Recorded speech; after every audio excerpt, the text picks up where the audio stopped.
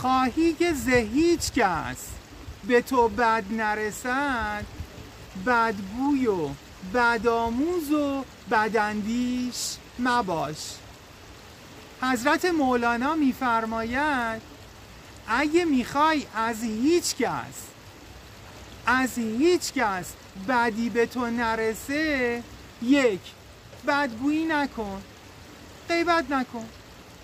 دو، بدآموزی نکن، یعنی عادتهای بد دیگران رو یاد نگیر و انجامشون نده، مثل شب دیر خوابیدن.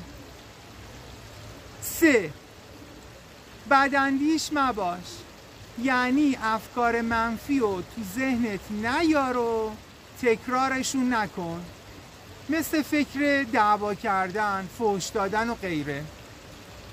حالا سوال مهم اینجا اینه، از 0 تا 100 چه نمره‌ای به فرمایش حضرت مولانا به خودتون میدی؟